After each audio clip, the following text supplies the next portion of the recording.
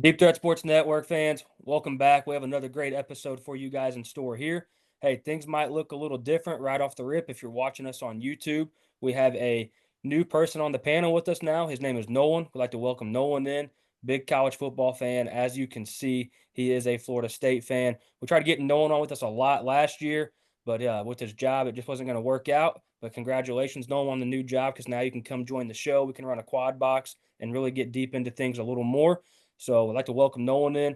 Nolan, real quick, kind of tell us a little bit about you and what made you kind of want to come on the show and get after this with us a little bit here on Deep Threat Sports Network. Truthfully, I was pretty interested when you first started asking me about it. College football is one of the things that I live and die for. Even the midweek games that not everybody's interested in, those MAC games. I love watching those things. So anytime I can watch college football, I'm definitely in, man. Well, Nolan, it's great to have you here. Dave, glad to have you back this week. It's been a little bit for you too. Been busy out there. Surprised you're not watching the PGA Championship this week, seeing as how it's right next door to you. I know I was locked into that all day. And also, you have myself and Bryant, and we're going to dive into this thing a little bit. Kind of a laxed episode today for us. We really are just going to kind of dive into like what made us all college football fans, maybe our favorite games, some favorite memories, maybe some rule changes we want to see that happen on the field. And then we're going to dive in at the very end to our favorite stadium food. We'll kind of tell you how we got that idea too. Dave's going to have a real good sandwich to throw out there for you that he was munching on when we got into the lobby here. So real quick, I'll kick it over to Dave first. Dave, kind of tell us what made you a college football fan and what really got you into it.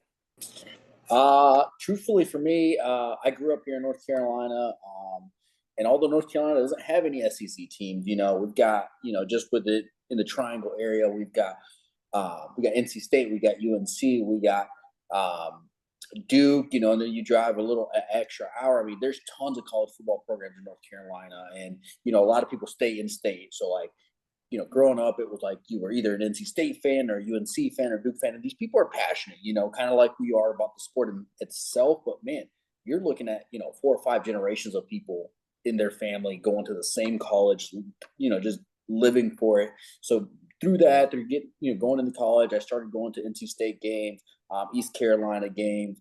And I mean, if, the experience of college football, and I'm sure you guys can agree, is, you just got to experience it. Like you cannot explain what college football is until you walk into a full stadium on a rivalry night. Fall in October, it's a little chilly. You had a couple drinks in, and you don't even know who's playing, but you're pumped for it. But yeah, I mean, it's just the environment. I didn't grow up around football. I mean, I was a college soccer player myself, so completely different sport. You played But football. there you go. But yeah, I mean, for me, it was just getting into that environment, going to tailgates. I mean, you guys all know how fun tailgates are. And then if you make it to the game, great, ideally. Um, but just being around the environment, being around North Carolina, all the colleges in North Carolina, being there week in and week out, and you just grow to love the sport. Even if you didn't grow up around it, which I'm sure it's a little different for you guys. Like I think Bryant grew up with Mizzou Binky in his mouth, so who knows? What do you guys No, think? no, you're exactly right, man. The environment is the big one for me. And there's been a few games where I haven't made it into, was supposed to make it into, didn't.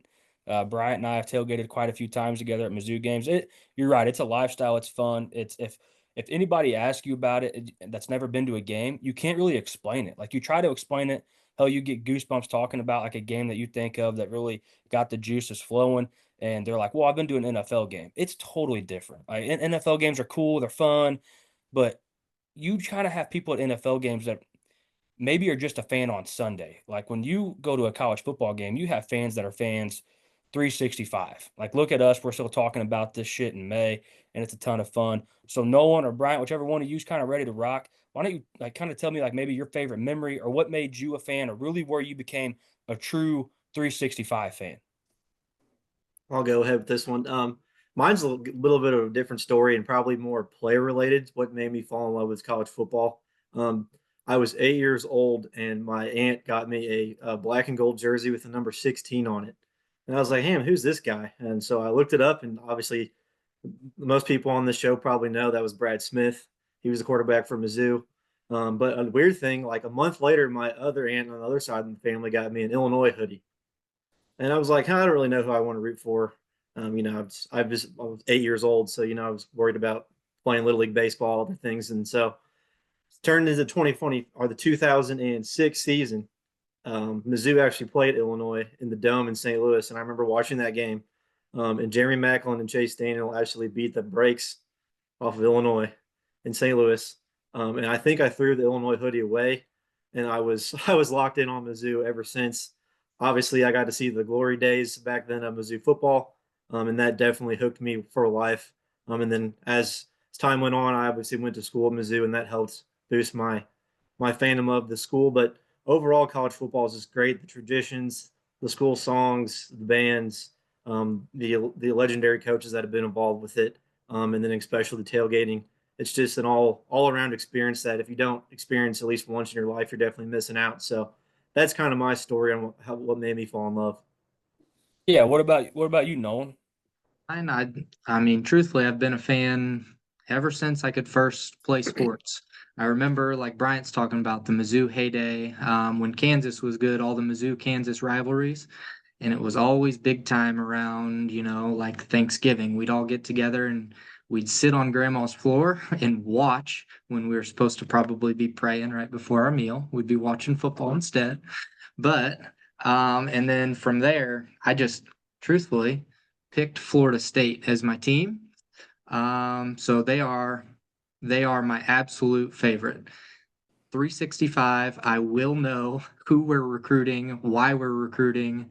Um, Truthfully, maybe who our next coach should be, but we'll see. We'll see. But yeah, just the rivalry of it, the absolute energy, the hatred for the other team. If for me, Florida, Miami, just hearing them, it ignites something in you. I think that's what college football is. You get the rivalries in the NFL, sure, but I don't think it's to the point that it is in college football. Well, I think maybe part of that too is like when players go to the NFL, maybe you have guys that are side by side on an offensive line that just played at Miami last year and Florida last year and Florida State. I mean, so it kind of all goes by the wayside a little bit with the NFL, but I totally agree with you. And for me, honestly, I was a big college football fan growing up, but for me, everything changed when a buddy of mine took me to a game in 2013. We went to the Mizzou game, sat in the recruiting section actually, and watched Mizzou play Texas A&M. If anybody remembers that game, it was Johnny Manziel, Mike Evans, and Manziel and A&M were doing big things. They were putting people in seats that people have never seen before at the numbers, and went to that game and I get chill bumps talking about it. It was a night game. It was for all. If Mizzou wins, they go to the SEC championship game, and that game, man, it completely changed everything about my life essentially because now it is live or die college football. And I kind of up until that point, I was a big college basketball fan. I've been to a lot of college basketball games before that, Mizzou basketball games and would go and I'd be like, man, what a crazy environment. How does it get better than this? And then I went to my first college football game and it was that game and it was 65,000, whatever it was, plus people packed in. You couldn't breathe without breathing on somebody. And I remember it was so loud that when one side would chant MIZ, it would take like 3 seconds for it to carry over to the other side for you to hear the MIZ. I mean, it was nuts. And what a fantastic football game. If anybody remembers that game, Mizzou comes out and wins that game 28-21. It was just a fantastic game. I remember seeing Henry Josie break off down the sidelines. Just that moment right there. We stormed the field, and that was the coolest shit I've ever done in my lifetime, maybe to date. I love my kids and the birth of my children ranks up there. But I'm gonna tell you right now, that Mizzou game storming the field is right below that. I mean, it was so cool. Then we go watch the SEC championship game against Auburn. I'm sitting on my couch in my parents' house. I was 18 years old at the time, and we're watching like the pregame kind of video they play. And I shit you not, you see me and my buddy Taylor out there jumping on the field when they're showing the Mizzou, like the Mizzou fans storming. And I had a couple buddies text me, and he was like, "Hey, was that yours and Taylor's dumbass on the field jumping right there?" And I went back, screenshotted it. It was like my claim to fame. It just that moment right there changed everything. And I think you guys all hit the nail on the head. The rivalries, the hatred for other teams, and what's been really cool about doing this show is you take a step back, and in a moment where I really want to rip on a team because I can't stand them. I try to take an opportunistic look at it, right, and break it down and kind of tell what they could have done better, what they could have done worse from from like a different perspective. And I really enjoyed doing that. It's been awesome to do that as much as I would have loved to rip on Kansas on some of these shows they've done throughout the last year. Hey, their program's kind of making a circle back, and it's just a ton of fun. It's a different lifestyle. I look forward to Saturdays. You're right, Nolan. I watch Maction. I mean, a lot of people out there don't watch Maction, but everybody on this show does. It's something that we love. I love betting on Maction games. I mean, it doesn't get better than that. I'm sure you guys remember me all last year, Dick riding Curtis Rourke before he ever even got, like, right as he got to Indiana. And Dave made fun of me for like the first 6 weeks, but it kind of came to fruition. So, I mean, just college football is a different lifestyle, and the tailgating, it's so much fun. And one of my goals in life, actually kind of talking about this, is I was talking to my wife. Every year I want to go to a different college football stadium. It's something I've wanted to do forever. Not necessarily go watch a Mizzou game there, but I mean, like, just pick a game. Like, I would love to go, to the Shoe. I would love to go to all these historic stadiums. I mean, and the Big Ten honestly is notorious for having those kind of historic stadiums. So would love to do that. Hell, maybe if we could all work something out down the road where we make a tradition out of it or something, that'd be awesome. But that's kind of what it was for me. If anybody has anything to feed off that, let her rip. I think, and Bryant, you and Collington, I know you guys are familiar with this, but like, I think the cool thing about college football is like, even though a lot of us, come from small towns, there's always that one kid that comes from your small town, makes it big to that Division I program.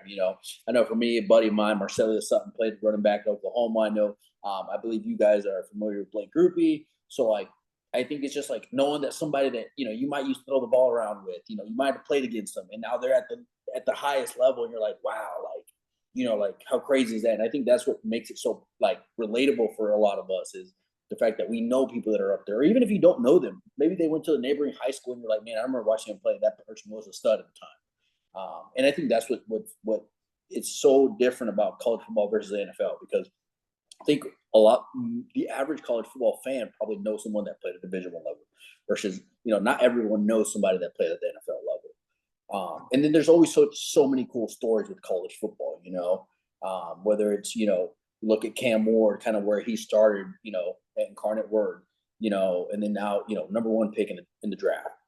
And just even other stories where somebody was a top rated recruit, number one recruit, and then ended up, got into troubles, Georgia and all that good stuff.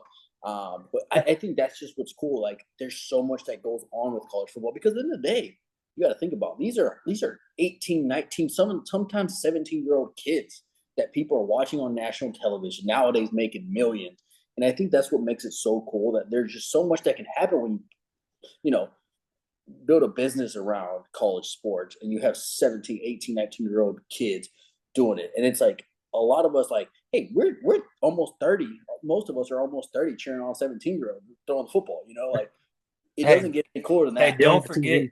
don't forget in today's football, we got like some 26-year-olds kind of kicking it Yeah, around. you got Cam Rising out there. Sometimes that Exactly. makes or breaks my week, man. If Florida State wins or loses, it makes or breaks my week. Oh, 100%. I want to go like kick my dog and shit. I'm just like, God bless. I mean, how do we blow it again? Yep. And like, uh, I guess for you, knowing it was kind of a different lifestyle this last year, that's not something that Florida State usually does. Don't really want to throw salt in the wound there, but like, Hey, for it's like all right, Bryant and man. myself, we're Mizzou fans. Like, I think I was talking to either Dave or Bryant one about this yesterday or today, and I was just like, dude, just a heartbreak. Like, it's something that you just get so used to being a Mizzou fan. Like, it's just over and over, and you just get kicked right in the groin. Like, things are looking good, and the next thing you know, we got Drew Pine on the field, and just everything kind of falls apart. So it is, man. It'll make or break your week. It'll cause arguments in my household, without a doubt. I got kind of numb to it last year after third, fourth straight loss in a row. It's like, all right, whatever. Whatever happens. I'm just not too high on it. Well, I Yeah, think go ahead, Brian. I'm numb. I've been numb to it for 15 years. It just doesn't I can stop. count on probably both my hands the amount of times I haven't been let down by Mizzou, at least, in a drastic fashion. The rest of the times it seems like we find a way to lose. Seems like we're on the up and up, at least in college football right now. So maybe that'll change, and we'll be talking about the letdowns of the past, but we shall see. And there's one more thing I wanted to add real quick about college football. This the history. Like, I mean, they started playing college football in like the 1880s, leather helmets in a field, back behind whatever buildings they had at the college at that time. I mean, Mizzou had the first homecoming in like 1911.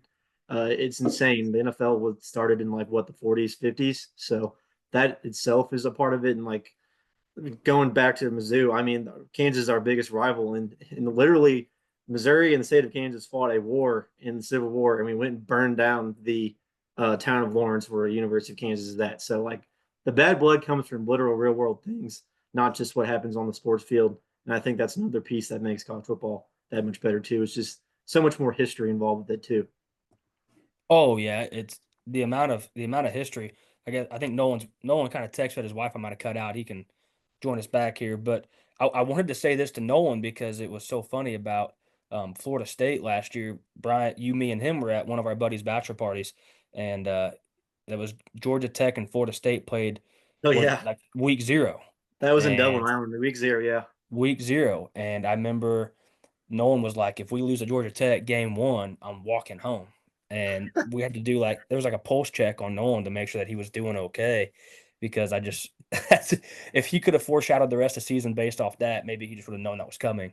But Mhm. yeah, it's fantastic stuff. So um anything else you guys have to add on that and we can move on. I'm good. I think that was good insight on where we all started and how we got to where we're at with our fandom and our love for the game we talk about every week. So moving on from that a little bit, what do you have like a favorite game that you've ever been to that like comes to mind and you like when you think back about games that you tell a story about a football game you've been to, what game is it for you? Dave, you want to go? You want me to go?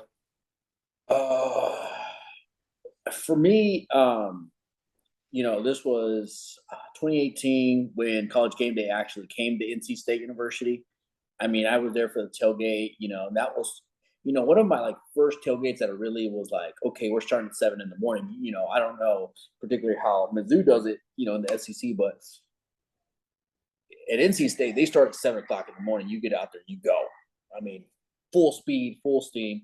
So, just being out there and just seeing how many human beings were out there in a red polo, just ready to watch this game. And then, we walk into the stadium and it's like you literally can't hear because there's just so loud in there.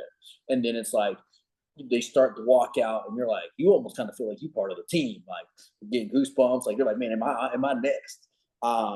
But truthfully, even for me, what another really cool experience. I talked to Colin about it. So I went to my first Mizzou game with Colin last year, and it was first game of the year. So it wasn't even they were playing anybody great, but just SEC football is just different. And again, I had mostly gone to ACC games, been to a couple East Carolina games, but going to Mizzou, for Field, it's not gonna hurt anybody's feelings, but it's not the upper echelon of SEC. It's about mid tier. Let's be real. They're about mid tier. But man, if that felt like that being first game of the season, I can't imagine going to a big program. Like going to a Tennessee, going to a Georgia, going to Penn State. Like I just can't even imagine what those environments are like. So like I think for me, like I don't know. Truthfully, I feel like every time I walk into a stadium, it's just an amazing time. Like it could literally be, it could be an FCS team, and I would have a blast. Realistically, Oh, SEMO games rock, dude. Mm. Like people that listen to us may not know who the hell SEMO is, but SEMO games rock. And I mean that's an FCS game. I hey, mean it's Dabo Swinney knows who fantastic. SEMO is. And you're barely you may not ever get drunker in your life than you do at an FCS tailgate. Like I mean I've been wasted at Mizzou games and FBS games, but you go to an Dude, FCS game, Missouri State games, my goodness. yes. You can't even stand and it's like 1 o'clock in the afternoon. Yeah, dude. And honestly, you probably don't even go to the game. You just go out No, there and party. absolutely not. Check the newspaper or our smartphones these days and see what the score was when you wake up on Sunday. Oh, we won. Oh, okay. I I went to school there and I went to a half of a game and that was it. That's awesome. That's awesome. So, Nolan, you kind of technical difficulties. Where we're at now is we're talking about like maybe your favorite game you've ever been to. And Dave just made a good point. If you could go to, let's kick off of, let's answer your favorite game you've been to, and then right after you answer that, let's talk about if you could go to one game, what would it be? So I think Brian or Nolan, whichever one of you want to roll, you can kind of take it from there.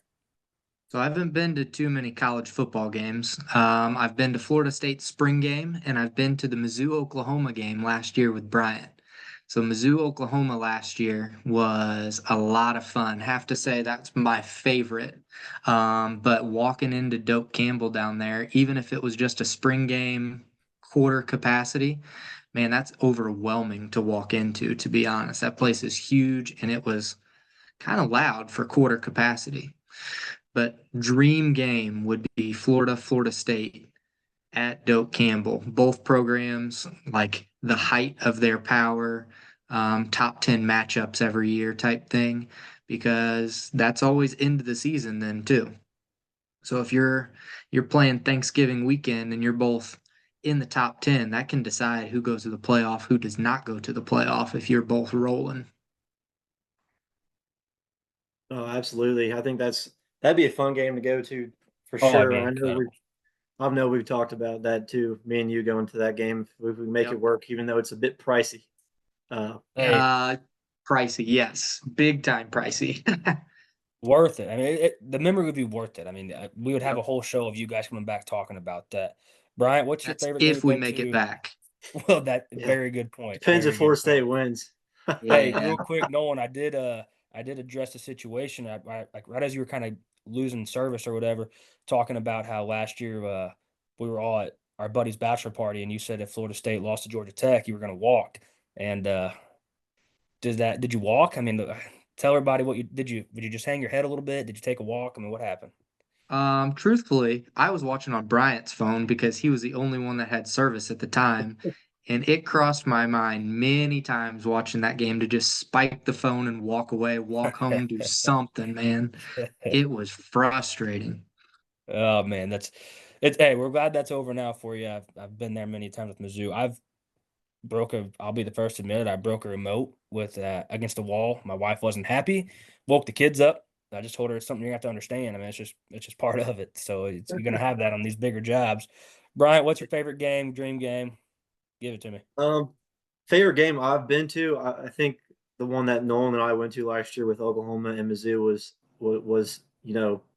it was insane. I mean, there was 24 points scored in the last like 2 minutes of the game after not much happening the first 58 minutes. But I think my absolute favorite game, and this kind of goes back to some personal experience I had before. The game you're talking about earlier, Colin, I actually got an invite to go to that A&M and Mizzou game. I couldn't make it. And then the next year, Mizzou played Arkansas to go to the SEC championship game. And I decided to go to watch my high school play state football instead. So I missed two rushing the field scenarios when I should have been there. So in 2023, I was at the game. Mizzou's playing Kansas State. It's week 3. Both teams are pretty damn good at that point in the season. K-State's got Will Howard. And it was a back and forth game. Luther Burden breakout game, in my opinion. And Harrison Mevis nails a 61-yard field goal. And the place went absolutely bananas. Now I was like, man, I'm 27 years old. I don't think I need to be rushing the field. After about 5 minutes, I said, screw it. And I full sprinted down the bleachers and literally hopped the wall onto the field. So I got to rush the field for the first time. So I'd say that was probably my favorite game that I've been to.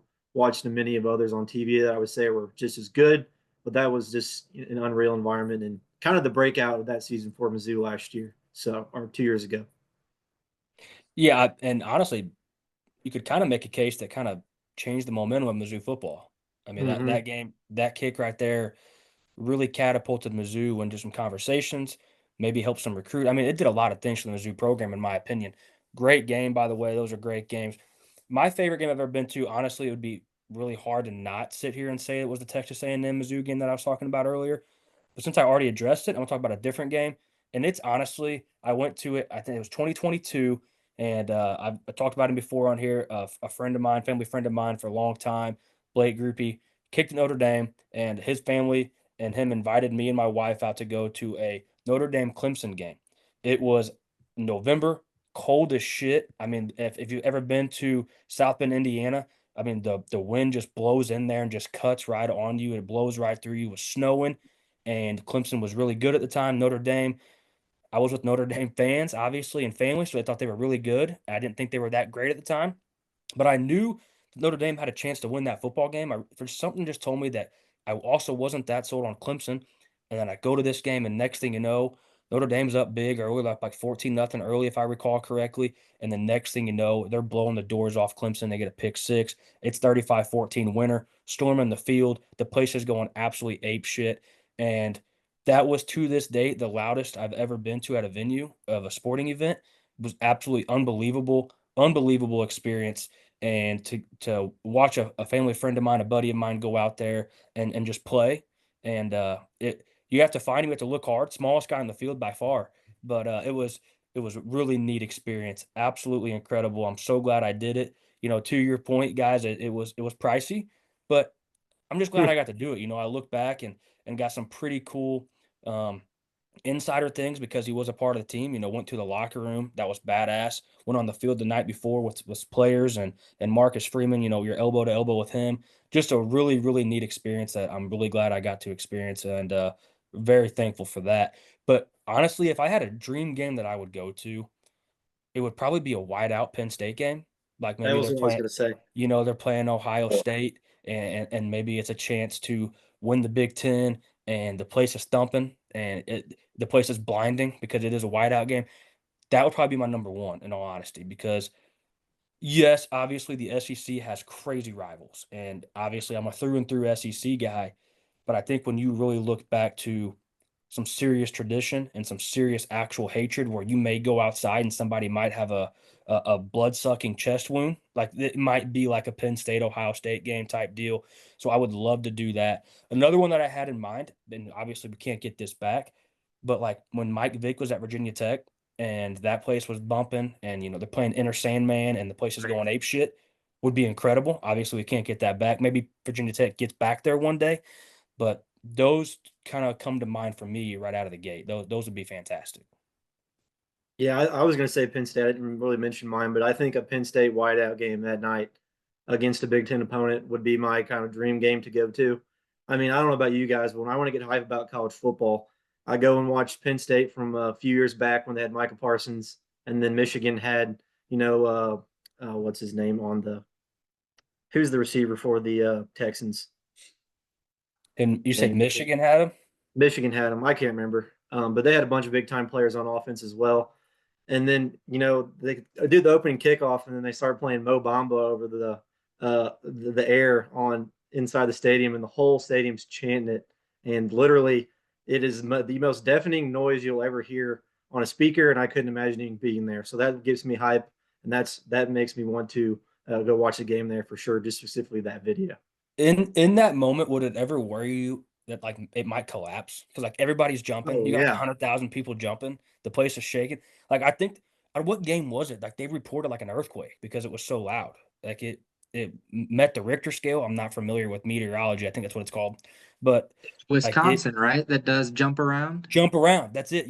That's it. They Yes. will they Badass. will measure on the Richter scale when they get the stadium going and it's packed. They will measure on the Richter scale as an earthquake simply from people jumping in the stadium when they play jump around.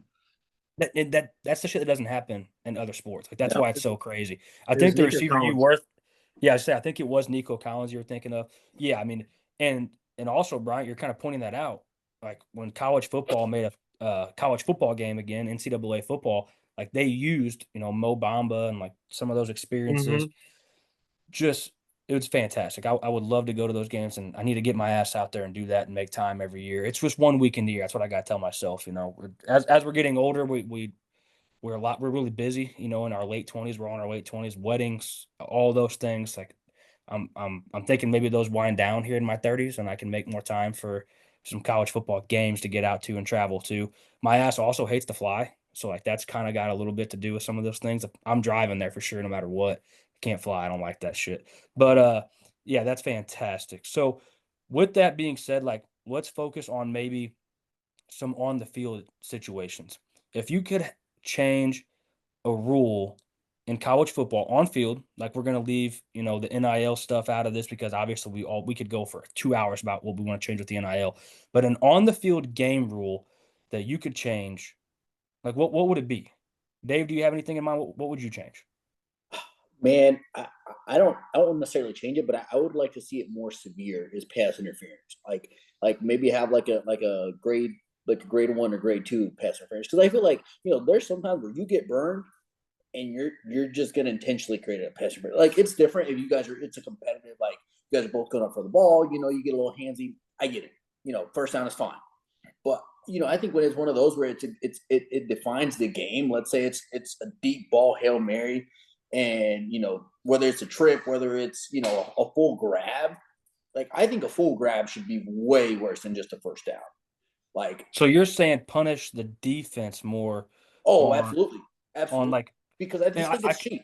I think it's so cheap. Like when it's like, let's say it's like really the game defining moment. Let's say it's, I don't know, third down, you got under a minute left, yeah, game on the line yeah, game situation. on the line, and they throw a deep ball, and the DB or whoever it may be just full on grabs them, or just like, when they knew they got burned and that was that. Like, I just think there's got to be a stronger penalty just a first down, because they might be, at half field, and yes, the first down is great, but you still got to get down the field. Versus if they got burned, they got burned. Like that's probably a touchdown realistically.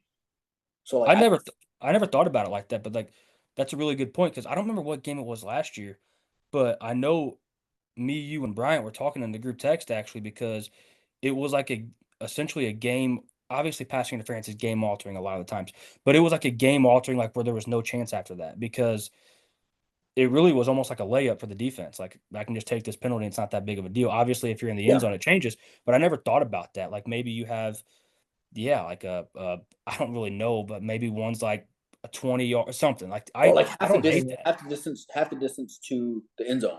Like let's say you're at half, Yeah, drop it in the that did. 25, because that's huge. Like, or whether you're 10, let's say you're 20 yards out, you get a first down and you get half the distance to the end zone. Like you think about it at that point more, because at this point, like if I let's say I'm going up against a wide receiver and I realize I'm about to get burned, instead of then getting the touchdown and me getting my ass chewed by a coach, I'm just gonna hold him.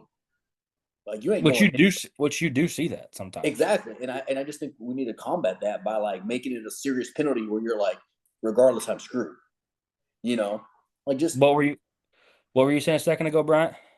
I was gonna say I got an idea with this. Maybe like you do like a level one, level two almost. If yeah, that's, I see there might be a lot of gray area between the two, but um, blatantly obvious, almost like a flagrant 1 and 2 in basketball. If Yeah, it's yeah, blatantly obvious, level two, I think maybe you do a level two as a spot foul like the NFL, not just yep, 15 yards. Level yep. one is just still the 15 yards as it is right now. I think that would, even up the Yeah, play a little bit there. I think that'd be a good, really the only option I really think you. I mean, otherwise it's just such a big gray area there. I don't hate that, Dave. Honestly, I never thought about it like that. What do you think, Nolan? The spot foul wouldn't be a bad idea. Just pull it from Yeah, the NFL. They already use it. yeah, So if you yeah, get burned and it's a minute left in the game, well, you can choose 45-yard penalty or touchdown, your choice. Hmm. yeah. I The like only thing I would like, I like that a lot, but the only thing I don't want to see with it is like where you watch the NFL and there's always a, let's say it's a 30-yard game, you immediately are looking on the field somewhere for a flag because the Yes. NFL is notorious for dropping flags on big plays. So I don't want to see it come to that, but I do kind of like that, Dave, because there have been moments where you're like, I mean, I just had a 60-yard gain and I get absolutely laid out and now I get 15. So I like that. I don't hate that at all. Nolan, Bryant, what other ones you guys got in mind? I would almost pull like an XFL rule, how they can go for 1, 2, 3 with a play. Let's make it exciting at the end of the game instead of the onside kick where you really don't have a good shot to get the kick back and get the ball back. Yeah. Let's just take it all right now. Give me a 3-point play. I got 15 yards instead of two, but this is your shot to win. Yeah, I think teams would always choose 15 yards for 3 points over an onside kick without a doubt. I like that. That's I really Yep. do like that. That's brilliant. Would you do that Bryant, throughout the game, or would you just do it like, let's say, like fourth quarter? Oh, anytime in the game. If you think you got a matchup, go ahead, man. Get your score on. Get your field goal out of it. If you think you got a receiver that can just match up against a corner, or they can't block you for whatever reason, run it down their throat for three. if I got Jeremiah Smith, I'm going for three every time. Mm. I mean, I like Exactly. that, and most fans love scoring, so I don't see how that wouldn't go over. I like that too. Bryant, what else? What do you got? I'm going to add to Nolan real quick, and then I'll give you Yeah. mine. I like that rule in the UFL, and I actually watched the Battlehawks quite a bit, just the being in St. Louis. And one thing I don't like about it is you can't kick an extra point still. So I think if you were to implement that rule, I'd like him to keep it to where you can kick the extra point for one, but if you want to go for two or three, you have to do it from the 10 or the 15 and run an actual play. But I think that's a good idea. I think that boosts ratings too, rather than just seeing extra points all game for sure. So, um, but my rule is it recently got changed to this or from this recently in college football. It's overtime. After two overtimes, you have to start going for two, and you alternate, go back and forth. Whoever scores or stops, whoever scores and then stops the other team wins the game. We saw this kind of play out in a big way. Georgia Tech last year went to 8 overtimes, I believe. Um, I'd like to change it back to starting at the 25 every time. It kind of feels like real football still at that point, rather than just running, a random play or a trick play every single time to try to get 2-3 yards to get you the 2 point conversion to keep going. So that's what I'd like to see change. Go back to how it was. I think that was better. Yeah, the games were longer, but you get to sell, you get more eyes on the TV longer, and I think that would help everybody. I mean, kind of a rant here. Other than their thought process of it speeding up, what what was the benefit of that? Like, let's say we score two. Well, now we're gonna flip fields. We're gonna go to a commercial. I might score in the first play. We're gonna flip fields. I'm gonna go to a commercial.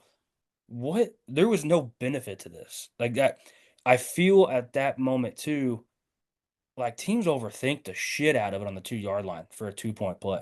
Like I was Mm-hmm. watching in that Georgia Tech game, so many times I'm like, Jesus Christ. I mean, we are overthinking this. So like you just ran a play and it worked to perfection.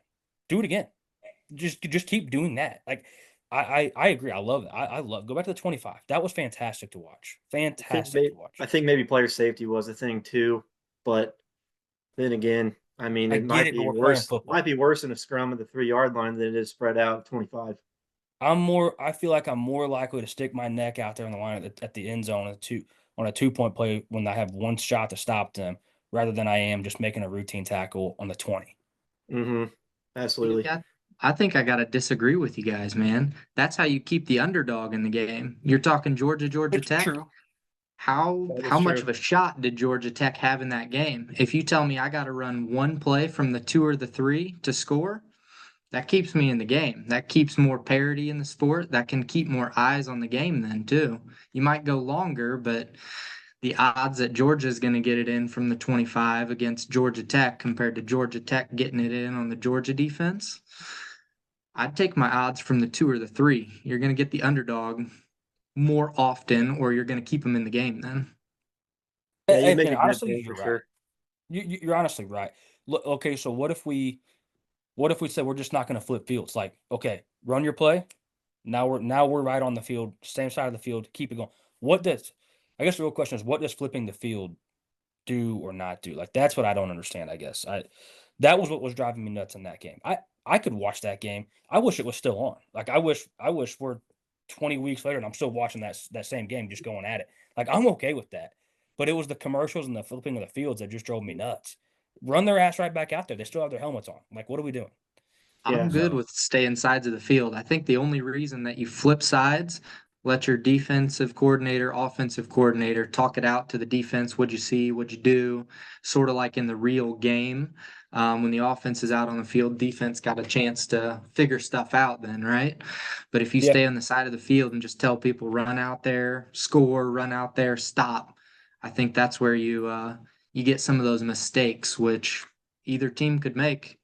yeah, yeah, and you make a good point, honestly. Because if you're Georgia, you're right. If you're Georgia Tech, yeah, you're choosing the 2 yard line every time rather than the 25. But and maybe in that game, Georgia didn't really have an answer for Haynes King. Maybe Georgia Tech's defense could have got lucky on a stop at the 25. I don't know. You make a really good point that I didn't think of. So I like that. I like all these so far. I have like one or two that I want to throw out here. But first, my biggest gripe that they just fixed was the injury timeouts. I'm glad they fixed that. That was way too much. Lane Kiffin was a Yeah. perfectionist Lake at Kiffin this. is sad.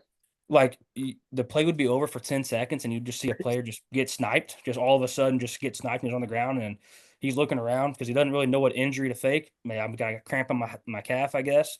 Uh, that shit People drove me look nuts. So I'm over to glad the they fixed it. sidelines. They Do would what now? look over to the sidelines and they Yes. would like, now, am I supposed Yeah. to fake it right Yeah. now? Right now? Yeah. Come Yeah. on now. I'm glad Me? they fixed that. Yeah, Yeah. me. You want me to go down? I'm out the next play. I'm glad they fixed this. They fixed it by if I think it comes with a certain amount of time after the play. It now costs the team a timeout. I think that's the right move. I There think if was it a gets if it gets excessive, it becomes fines and money related. So I like that as well. there was a couple times where multiple players fell down and faked Yeah, injuries. So it's that like you're obviously not hurt, and then it's as soon as it goes to commercial, you pop right back up. You know, like Bobby Boucher after he got the Eskimo water ready to go. Like it's you're not hurt. Come on, dude. no. I mean, yeah, you just tore your Achilles. It looked like 3 seconds ago, and the next play you're sprinting. You got a 40-yard dash to get back into the play. Glad that's fixed. One that I have both of mine that I'm going to talk about a little bit, I kind of have to explain a little bit, I guess. So I have complained about this for a really long time. I hate when the clock starts after a play goes out of bounds. If it's 1st and 10, and let's say a guy gains 6 yards and he runs out of bounds to avoid a hit, why after like 2 or 3 seconds does the clock start back up? I know when they spot the ball and all that, I get that, but he ran out of bounds. Like that play is out of play. Like it's a dead ball. Like why are we starting the clock back up? I know it'll make the games longer, but if you're into a college football game, think of all the time you would have back towards the end of a game or the end of a half if the clock didn't stop or start because they ran out of bounds. That drives me insane. Even on first downs, they get a first down, they stop the clock for a second. I get all that under 2 minutes now. But if you run out of bounds at any point in time in the game, the clock should not start back up. I I, I hate that. Like if a play goes out of bounds in basketball, if it goes, we're not the clock's not starting. I don't like that. No, it makes Agree sense, with and you.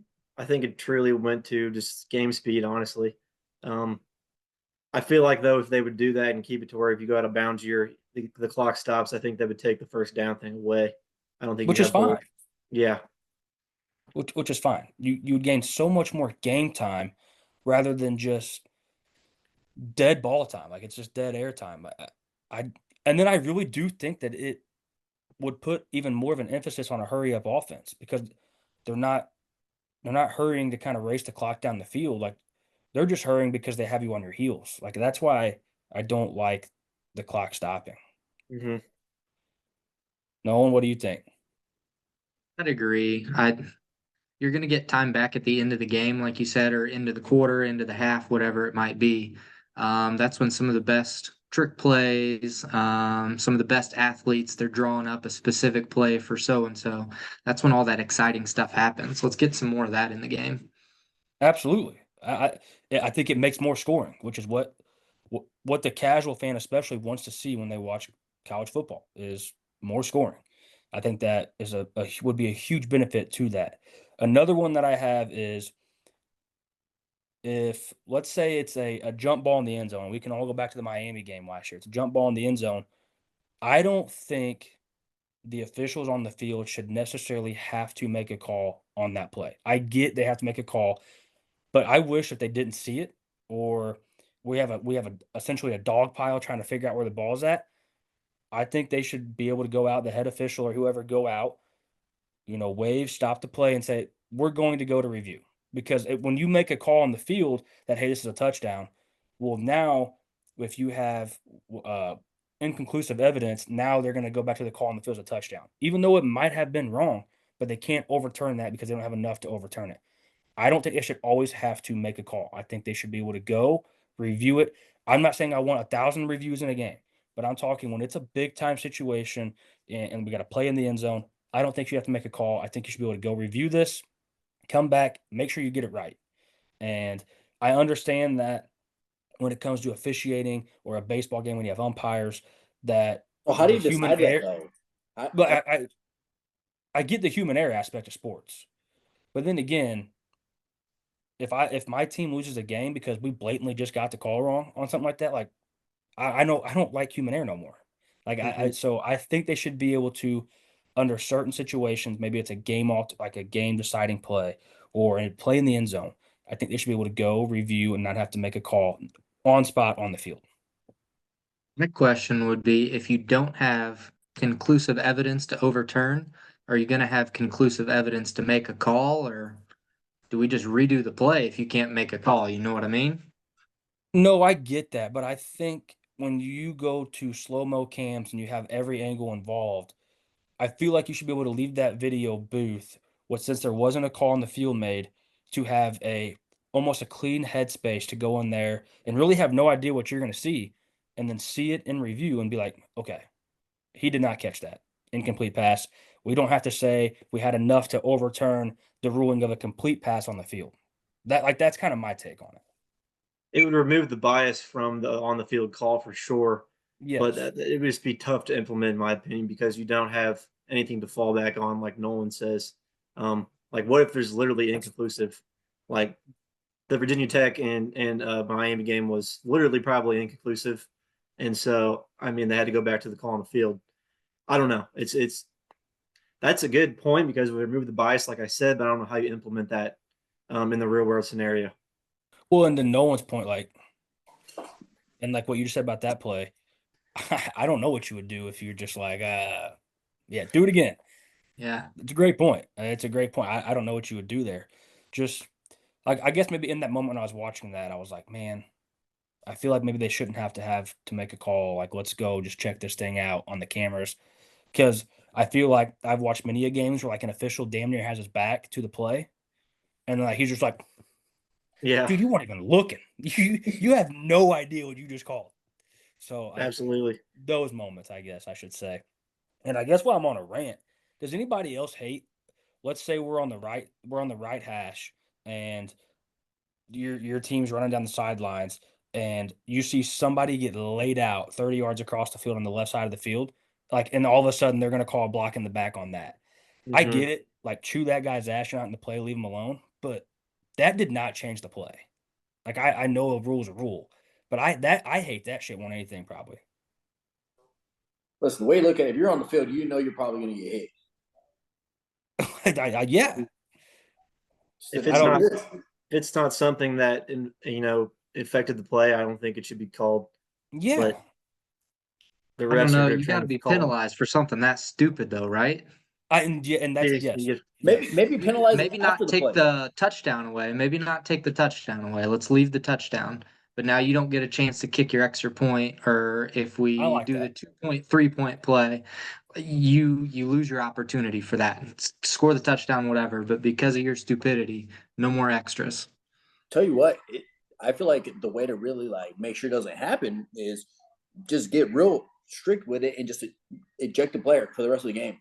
He's the only one getting hurt. God bless, Dave. We're Your not trying to team's lose not players more. listen. Your team's not being affected by it, and you're done. So like, you're not gonna do that again. You want to do that again in your career. If you know Wow. you're gonna be done for the game, kind of like targeting. Yeah. It does So still happen, but it's a lot less. And I feel like a lot of the targeting even that gets called, it sometimes it's like it's close. Like, I don't know, like, was it target? Like, it's not as blatant anymore. So I feel like, and well again, then you it doesn't happen very often. So it's like, if it does happen, you're like, oh well, you should have known better. Because at that point, the player's the only one that's suffering. well I feel like the bullshit ridiculous penalty across the field happens way more than it should. Hmm. exactly. That's what I'm saying. That's how you address it. You nip it in the butt. I mean, you would nip it in the butt for sure. Or like to no one's point, like what if you did like where you still get the touchdown, kick your extra point, whatever takes place there, and then you imply the penalty on the kickoff where you tack 15 yards on to when your team gets the ball back. We fair catch it, and then we add 15 yards to that where you spot the ball to start the play. Hmm. That makes And total sense. I think that's the only way you could really address that without throwing a whole wrench and everything. because it didn't impact the score or the like that holding over there did not impact a touchdown or a first down. That's when it drives me nuts. But so I mean, obviously they're probably not going to listen to anything that we just said, like and probably No, change any of these rules. But I feel like some of those things that we've all thrown out here could really improve the game of college football. I got one more I thought of while we were talking. Perfect. Let's move the hashes in like the NFL. Okay. It Okay. gives us more room to spread out, make plays on both sides of the center of the field. Um, I think that needs to happen personally. I think there's actually been discussions of that happening in college football. I don't know if that what came to fruition of those talks, but let's move the hashes in, be as tight as they can be, like they are in the next level, and let's give the playmakers we have on these college football teams room to make plays. I'd really like that one. Think you're going to see a lot of Heisman movements if you do that. Some of those receivers, running backs out in space against outside backer that has no business being there against him one on one. You're going to get some of those crazy Heisman moments, like picturing Saquon last year jumping a dude, Yeah. flipping in the air. That's the type of stuff I think you'd see then. Well, that's what we want. College football is entertainment. Like this, it's a sport, but we want to see like that's what's cool about it. You see a lot of crazy shit in college football, and we want more of it. Hey, they need to make that one happen, Brian.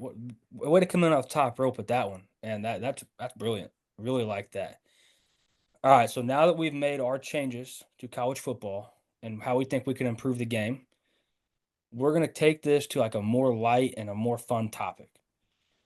What would be your favorite stadium food? Like if I don't necessarily think like college football is one of those that's known for like a ballpark food like you have with baseball, but maybe if you could put uh, a handheld snack or food into a concession stand, what would be your pick? Like if you go to a game and it's there, what are you getting? Dave's got to lead us off with this one, right? Yeah, Dave, you were up, man. Oh yeah. So I think when you think sports, when you think being in a game, it's got to be handheld, right? It's got to be Yep. something you can eat as you're walking. You got to have a beer in one hand. You got to have food in another. One, Yeah, I'm not a fork and a knife guy at a football no, game. no, absolutely not. I'm gonna go with two options. Hey, me being Mexican, I'm gonna throw out two Mexican options. One, tacos. Tacos always a big hit. Tacos Yeah, always you a big can't go hit. wrong with a soft No taco one, at a no game. one will say no to a taco for the most part. And then two, I think me and Nolan are the only ones in this group that knew about this. Known as so there's these Mexican sandwiches called tortas. All it is um, a piece Hang of on, bread. hang on, hang on. Not a tortoise, a torta. Yeah, torta. There we go. Because me and Brian thought it was a tortoise. So what it is it's a sandwich, and then it's a piece of bread cut across the middle. They throw some mayonnaise, some lettuce, tomato, jalapenos, and then you get all kinds of meats. You can get steak, you can get chicken, you can get chorizo, you can get ham, you can get bacon. I mean, whatever you want, you can get it on there. And tell you what, whether you're sober, whether you're drunk, it will be amazing. It's handheld. You can eat it fast, and it will fill you up. And that's what you want. What more could you So want? so what makes it any different than a chicken sandwich or a burger? Like what makes it more special than something like that? I think just the combination of ingredients, because like yes, it's just mayonnaise for the most part, in regards to like a topping. But then you've got lettuce, you've got tomato, you've got jalapenos, and then you throw in a bunch of meats in there. Like most for the most part, especially the Cuban torta, that one's got it's what I had today. It's got some carnitas, it has got steak, it has got chicken, it has got bacon, it has got ham. What there's more? options. And it's got some cheese in it. Yeah, Oh don't forget baby, the cheese. I mean, it just when you experience it, you know what I'm talking about. If you haven't, go to your local Mexican hole in the wall place and find you a torta. I'm just gonna find you and have you cook it. So like what's the menu price on a torta gonna be at a Mizzou football game? Like we talking like a $20 sandwich? Now, on average, at a standard place, you're looking at $10 to $12. So $15 for that, you can't beat it. All right, so inflation at a football game, yeah, we're looking at like $18. But if it's that good, like you and Nolan were talking about earlier, I'm getting two tortas. Yeah. yeah, 100% absolutely. support this. 100%. Every stadium needs it. Really? So like Yes. so if you go to a game then and tortas are there, you're getting a torta 100%. 100%. I will purposely not fill myself up at the tailgate so I can get a torta. I love this. I'm gonna have to get me a torta. We're have to make a petition for Mizzou for Earl Field to add a torta, especially on the new end zone side. We're gonna need this. Bryant, Absolutely. Nolan, do you guys have any food that you want to add or favorite stadium food like when you go to a game that you're gonna save your appetite for besides a torta? the classic nachos. I love me some good piled high nachos, pulled pork, jalapenos, salsa, all of the above. Put it on there. Let me eat it. I love me some nachos. I mean, and it's a staple everywhere you go because they're gonna have nachos. Mhm. Yeah. I think mine is it is hard to beat a ballpark Natural light. stadium. Natty's pretty good. Everybody likes the beer, so that's a given. I think a good foot long all beef hot dog, Damn, dude, that's what I was glizzy, gonna say. Can't beat a is hot my dog. favorite. But if I want to add one, we need more Philly cheesesteaks at stadiums. Oh, Ooh, that's what a Like we need call! we need the beef, the shaved beef, the peppers, I say you the throw a Jersey onions. Mike's in there. Oh, dude, yeah, we need more Philly cheesesteaks in stadiums. Not a Jersey Mike's Day. I need a Penn Station Philly Oh, cheesesteak. Oh, Penn that's Station's good. overpriced, overhyped. All right, we'll have to do a different That's episode a about different that because debate. that just pissed me off. Actually, I mean, what a great call on a Philly cheesesteak though. That's brilliant. I was gonna say a hot dog, so now I'm pissed. I don't really know what direction I'm gonna go. I mean, I really do enjoy like a good chicken sandwich, but I would eat a torta now over a chicken sandwich. So like everything that I was gonna say just got blown away. I do like me a good pretzel with cheese, but it's got to be good cheese. I don't mess with some nappy old cheese. I need some good cheese when I'm eating my pretzel. And yeah, I guess I'll just stick to the natural diet because the hot dog was for sure my thing. Did you guys see a video online? There was a guy that was at a baseball game, got a hot dog, put his straw through the center of the hot dog, like down long ways through the hot dog, and then put it in his beer, and then drank his beer. I did not see that. That That for me has to was a be new one. top 10 worst idea ever that Yeah, I've heard. I'm not behind that. I can get No. behind the pickle. I can get behind the pickle on the beer because that's actually pretty good, but not a hot dog. Oh, what a It, call! I'll just say a fried pickle. Like we need a good There you go. kosher whole fried pickle that I know you guys would love to watch me eat in the middle of a football game. I Absolutely. need me a good fried pickle. hey, you sell fried pickles and you have a pickle cam right before The game starts, pickle can, and you dude. just That's follow that Pickle could be a people. can. You staple. just follow people on the pickle cam. We got to patent that. That would be awesome.